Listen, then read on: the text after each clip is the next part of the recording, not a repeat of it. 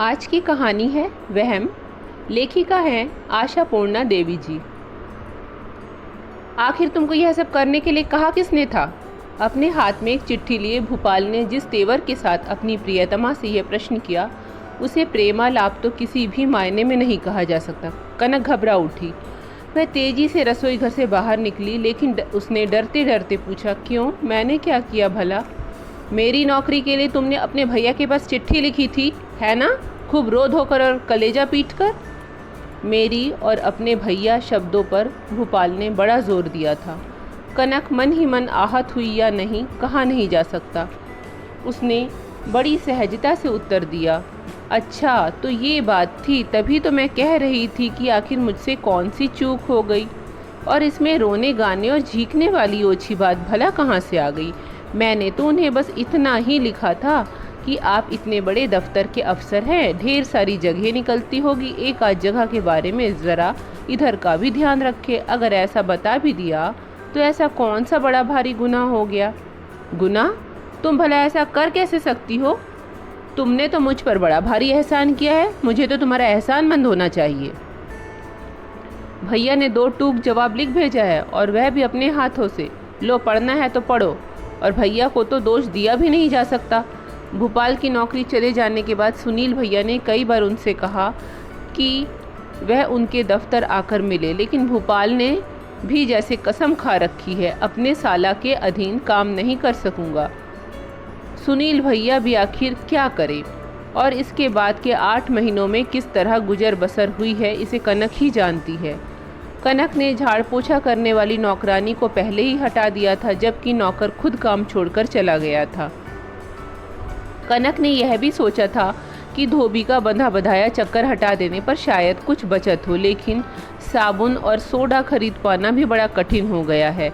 धीरे धीरे और एक एक करके नाश्ता और जलपान, चाय और भात के संग साथ जुड़े रहने वाले दूसरे उपकरण धीरे धीरे गायब होते चले गए, और अब सिर्फ दाल से ही गुजारा हो रहा है।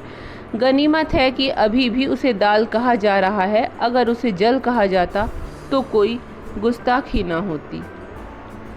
अपनी खातिर ना सही, लेकिन बच्चों के चेहरे की तरफ देखकर कनक के जी में आता कि वह दीवार पर सिर पटक कर अपनी जान दे दे। चीख चिल्ला कर रोया भी नहीं जा सकता।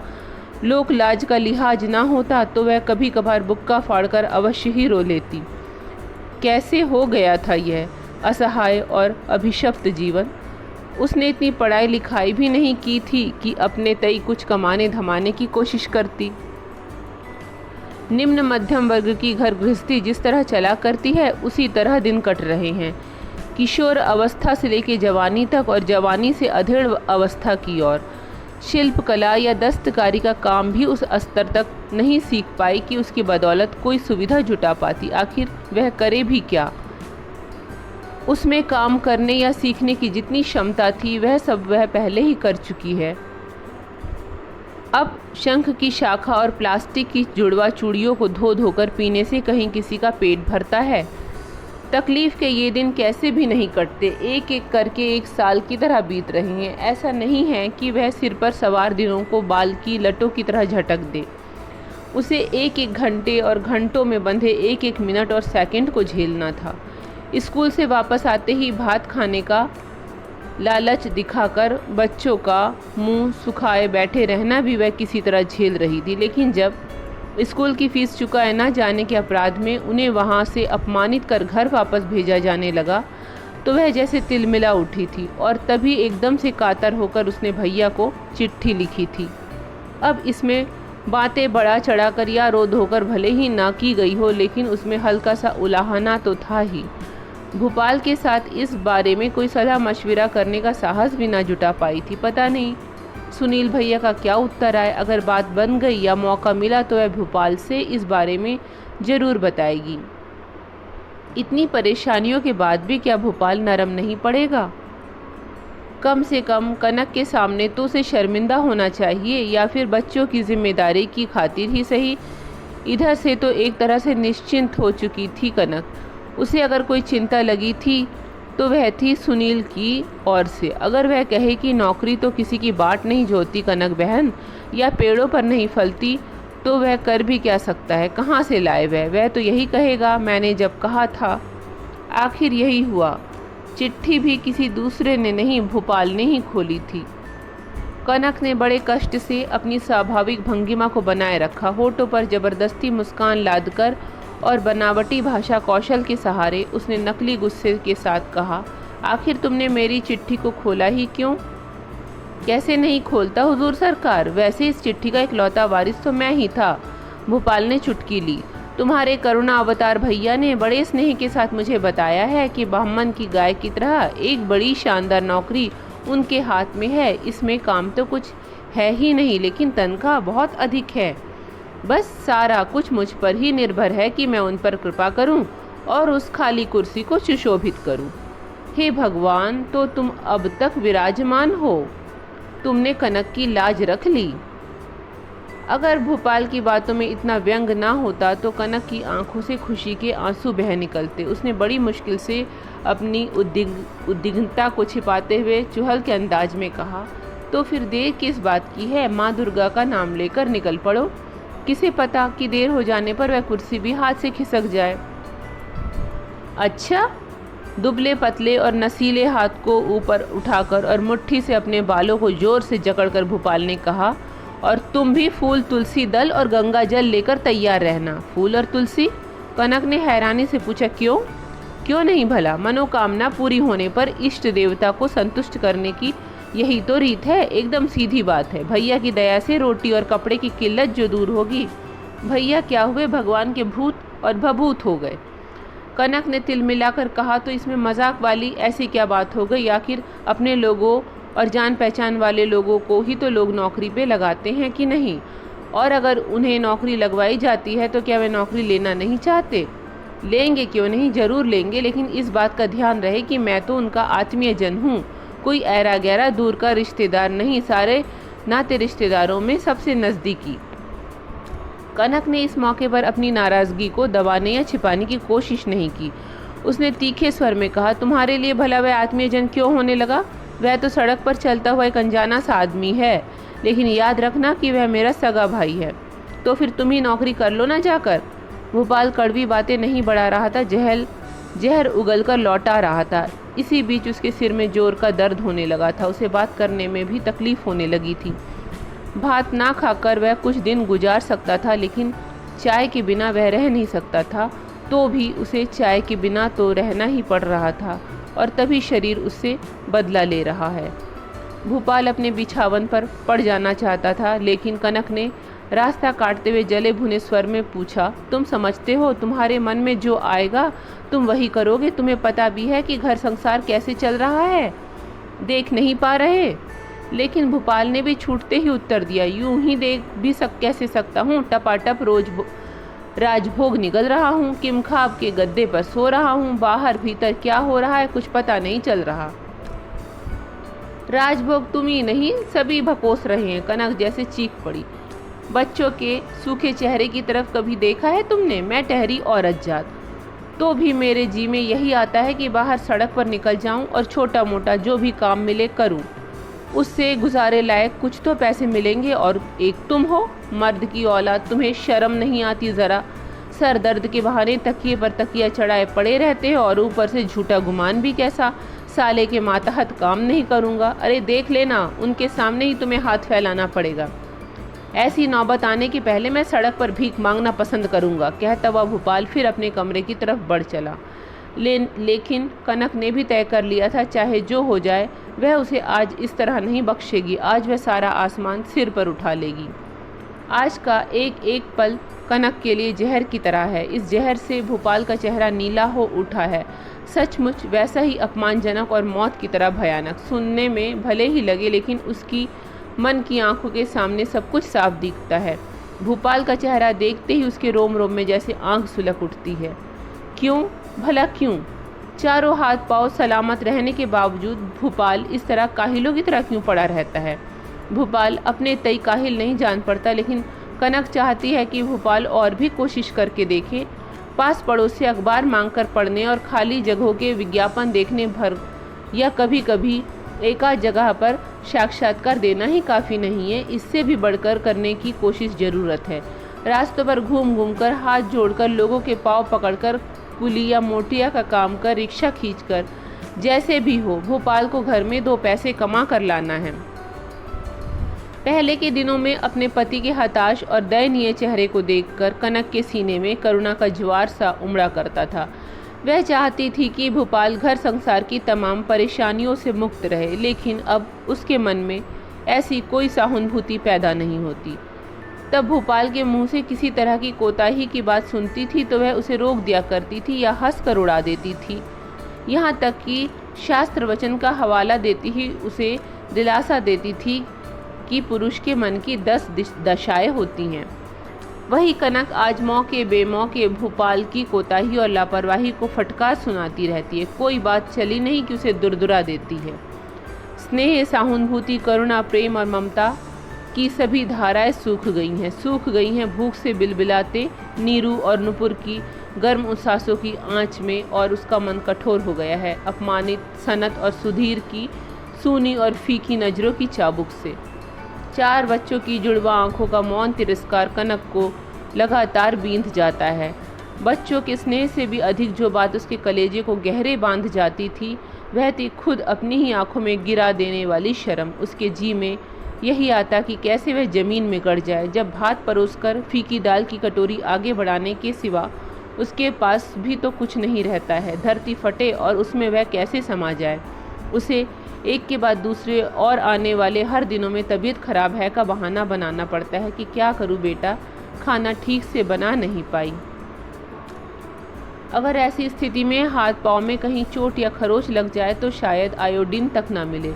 पेट दुखने लगे तो सोट का पानी चाहिए, और वह सब भी कहाँ से आए, यह सब बताने की ज़रूरत पड़ सकती है। कनक को ऐसा बुरा सपना भी देखना पड़ सकता है, ऐसा उसने कब सोचा था। घर गृहस्थी के काम आने वाली हर एक मौजूद चीज़ धीरे धीरे गायब होती चली जा रही है और वह फिर दोबारा नहीं दिखती। कपड़े लत्ते जूते मोजे सब धीरे धीरे विदा हो रहे हैं। सारा रख रखाव बिखर गया है। भोपाल यह सब समझ नहीं पाता। अगर बच्चों ने कभी किसी बात पर जरा सा भी असंतोष प्रकट किया तो उसका जी जल जाता। उसका तर्क भी कुछ अजीब सा था। भोपाल कहा करता, ये कोई पराये नहीं है, नाते रिश्तेदार नहीं, अरे घर के बच्चे हैं। अगर ये भी अपने बाप का दुख नहीं समझेंगे तो बाप को क्या पड़ी है कि इनकी आरती उतारता रहे। मैंने कोई इनकी तमाम जिम्मेदारी उठाने का ठेका ले रखा है। कनक की बातों से भोपाल के तर्क का कोई तालमेल नहीं। तभी भोपाल की बात सुनकर कनक के तन मन में आग सी लग जाती। अपनी तीखी आवाज में ढेर सारी कड़वाहट घोलते हुए कनक बोली, भीख मांगोगे? फिर तो बड़ी मर्दानगी बची रहेगी, है ना? सारी हेटी तो भैया के दफ्तर में काम करती ही होगी, और भैया की नौकरी भी कैसी है? उनका पाँव जो दबाना है, उनके तलुए में तेल जो लगाना है, कोई खास फर्क नहीं है। तो फिर तुम नहीं करोगे उनकी नौकरी? नहीं तो फिर भैया को क्या जवाब दोगे? कोई ज़रूरी है उत्तर देना? तुम चाहो तो जवाब दे देना, मुझे उसकी कोई खुशामद नहीं करनी है। कनक का चेहरा घृणा और गुस्से से विकृत हो उठा। वह चिड़चिड़े स्वर में बोली, मुझे पता है तुम भैया से इतना क्यों चिढ़ते हो। वे एक बड़े अफसर हैं, गाड़ी पर घूमते फिरते हैं, तुम्हारा कलेजा सुलगता रहता है। लेकिन यह याद रखना, मैं अब तुम्हारे कहने में नहीं रहूँगी। अगर हुआ तो भैया के पास चली जाऊंगी या फिर किसी के यहाँ झाड़ू पोछा करूंगी। अब यही तो देखना है कि तुम्हारी अकड़ भला किस बात और बूते पर टिकी रहती है। भोपाल और कनक आज एक दूसरे को काट खाने वाले खूंखार जानवरों की तरह दिख रहे थे। वे एक दूसरे को फाड़ खाने पर उतारू थे, वरना भोपाल की आंखों में ऐसी आग क्यों जल रही होती? उसकी बोली में ऐसी कड़वाहट क्यों थी? जब कमाई ही करनी है तो चाकरी करने क्यों जाओगी? और भी कई तरीके हैं। क्या कहा तुमने? क्या कहा? ना, मैंने कुछ कहा नहीं, लेकिन भैया भाभी की खुशामद करते उनके यहाँ जाकर अड्डा जमाना भी कुछ बुरा नहीं होगा।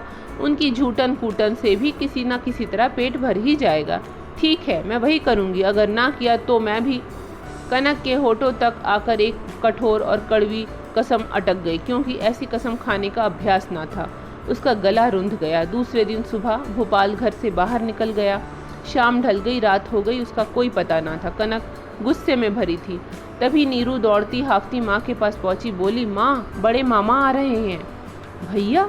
उसे अपने पाँवों के नीचे से जमीन खिसकती सी लगी। आंखों के सामने अंधेरा सा छाने लगा। वह क्या जवाब देगी? क्या बहाने जुटाएगी? क्या वह भोपाल को धक्के मारकर तो उनके पास नहीं भेज सकती? खुद जाकर तो वह नौकरी मांगने से रहा, तो फिर क्या कहे क्या करे? क्या वह भोपाल की बीमारी का बहाना बनाए, या फिर उनसे यह कह दे कि भैया तुमको कुछ लिख कर बताना ही मेरी गलती थी। उनकी तबीयत इन दिनों काफ़ी बिगड़ गई है, आजकल वह काम नहीं कर पाएंगे। क्या सुनील भैया उसकी बातों पर यकीन कर लेंगे? जो आदमी घर से बाहर निकल पड़ा है उसको बीमार बताना इस मौके पर एक तरह का मजाक या बात को बतंगड़ विलास ही तो है। क्या उनकी नज़र इस घर की बदहाली पर नहीं पड़ेगी? भैया के यहाँ आने पर कनक में इतनी भी क्षमता नहीं थी कि वह उन्हें एक कप चाय तक पिला सके। क्या उसके भैया सुनील इस बात को नहीं समझते? ऐसा ना होता तो कभी कभार जब इधर आना हुआ तो वे छूटते ही कह देते हैं, तू खाने पीने का कोई हंगामा खड़ा ना करना कनक, तुझे पता नहीं मेरा पेट बड़ा ही अपसेट है। इसके बाद भी क्या अब भी अपना सड़ा गला अहंकार लेकर पड़ा रहेगा भोपाल? और क्या सुनील उसकी इस मानसिकता को समझ नहीं पाएगा? वह क्या कहे भोपाल को और किन शब्दों में उसे बुरा भला कहे? क्या वह भोपाल के बारे में जली कटी सुनाकर उसे और भी जलील ना करे? अरे कनिक कहाँ है रे तू? कैसी है कनक? भैया की स्नेहिल पुकार कनक के सीने में हथौड़ी की चोट की तरह पड़ी। भैया अपने फटे आंचल को समेट उसे अपनी साड़ी की तहों के बीच छुपाते हुए आगे बढ़ाई और बोली, अरे भैया तुम, अब की बार तो तुम बहुत दिनों के बाद आए। समय ही कहाँ मिल पाता हैरी, और आजकल काम का इतना दबाव है कि ना पाने की वजह क्या हो सकती है, इसे अपनी भलमनसाहत के नाते छुपाते हुए भी वह जाहिर थी। भोपाल के स्वभाव से उखड़कर ही सुनील भैया ने इन दिनों आना जाना कम कर दिया है। क्यों? आखिर काम इतना बढ़ कहाँ से गया? हालांकि कनक को अपना ये सवाल खुद ही बेमतलब सा जान पड़ा। अरे एक अफसर है, बम्बई से आकर जम गया साला। खैर भोपाल को मेरी चिट्ठी तो मिली है ना? तुम्हारी चिट्ठी? कनक जैसे आकाश से गिरी। तुमने उसे चिट्ठी भेजी थी? उसने हैरानी से पूछा। हाँ रे, सुनील ने आक्षेप भरे स्वर में पूछा। उसे नहीं मिली?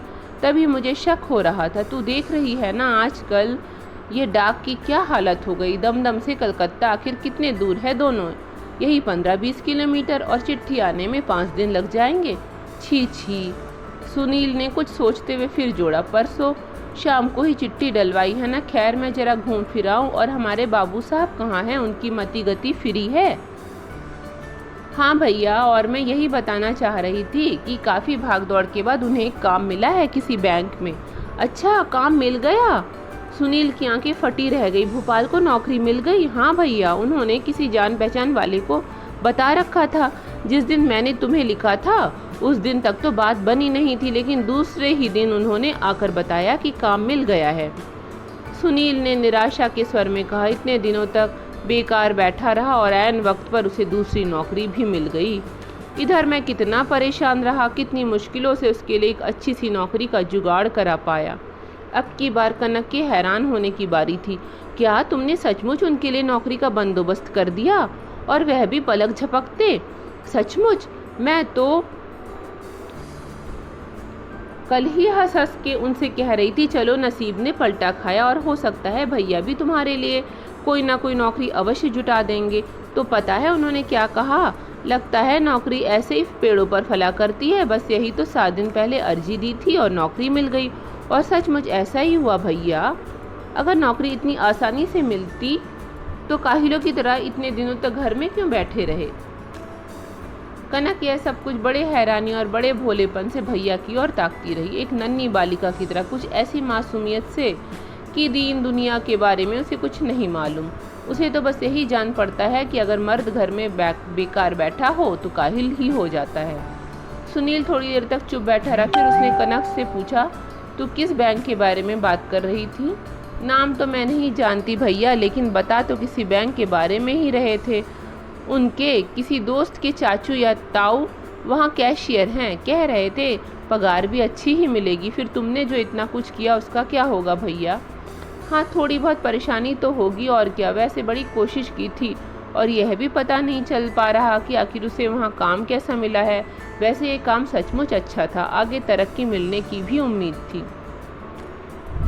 फिर तो यह तुम्हारे लिए बड़ी परेशानी की बात हुई। ऐसा नहीं हो सकता कि तुम इसे किसी और को दे दो? हाँ, कनक ने पूछा और आगे जोड़ा, वैसे ये भी तो जान पहचान वाले हैं, दोस्त के चाचा। सुनील उठ खड़े हुए। यह क्या, इतनी जल्दी जा रहे हो? ऐसा नहीं होगा, आज मुंह मीठा कराए बिना मैं तुम्हें जाने ना दूंगी। अब जैसा भी है, खबर तो अच्छी है। अरे ओ सनत, सुन तो बेटे, कहती हुए अंदर वाले कमरे में गई और बेटे से बड़ी धीमी आवाज़ में गिड़गिड़ाते हुए बोली, सुन बेटे, दौड़ कर जा और मामा जी के लिए 2 बर्फ़ी तो ले आ, पैसे बाद में चुका दूंगी। दुकानदार से कहना मैं हड़बड़ी में दौड़ा चलाया। क्या, फिर उधार लाना होगा? नहीं, भले ही तू मेरा गला काट दे। और यह कहकर सनत ने खिड़की की तरफ मुंह फेर लिया। क्या पता मामा जी पढ़ाई लिखाई के बारे में कुछ पूछ बैठे। इसी डर से तो मैं अब तक बाहर नहीं निकल रहा था। इससे क्या हो गया बेटे? कनक की आवाज़ धीरे धीरे और भी धीमी और फीकी पड़ गई। तुम लोगों ने तो जैसे कसम ही खा रखी है, ज़रूरत पड़ने पर क्या मोहल्ले की दुकान से लोग सामान उधार नहीं लाते हैं? वही लाते हैं जो उधार चुका पाते हैं। सनत ने खिड़की से बाहर ताकते हुए ही कहा। तो तुम यही कहना चाहते हो कि मैं उसका उधार नहीं चुकाती? ठीक है, मैं देखती हूँ कहीं कुछ है। आखिर बड़े बाप के बेटे जो ठहरे तुम। पिछवाड़े के दरवाजे से पीछे घूमकर कनक रसोई में आई। है, अभी भी 1 रुपया बचा है। पौष संक्रांति के दिन उसने 1 रुपये के सिक्के के साथ बावनी बांधा था। खुली छप्पर के नीचे जाले में वह पोटली आज भी बंधी हुई है। फूस से मड़ा और सिंदूर से पता हुआ सिक्का। अभाव के राक्षसी पंजे ने आज तक कम से कम उसकी तरफ हाथ नहीं बढ़ाया था। शायद उसने बढ़ाने का साहस किया भी ना था। कनक का हाथ वहां तक पहुंचेगा? सहस्त्र बाहु की तरह अपना जाल फैलाए काल की सीमा में, लेकिन इसके बिना चारा भी क्या था। बाहर वाले कमरे में भैया बैठे हैं, पति की नौकरी मिली है, इस खुशी में वह उनका मुंह मीठा कराएगी, ऐसा ही तो कहकर आई है वह। सिक्का में लगा सिंदूर पोंछते पोंछते उसके पुराने आंचल में छेद हो गया, लेकिन तो भी उसे इस बात का संदेह था कि कहीं उसकी विवशता का अंतिम चिन्ह तो नहीं मिट गया। सिंदूर का वह दाग, कहीं दुकानदार इस बात को समझ तो नहीं जाएगा, और सनत इस बात को ना समझ ले।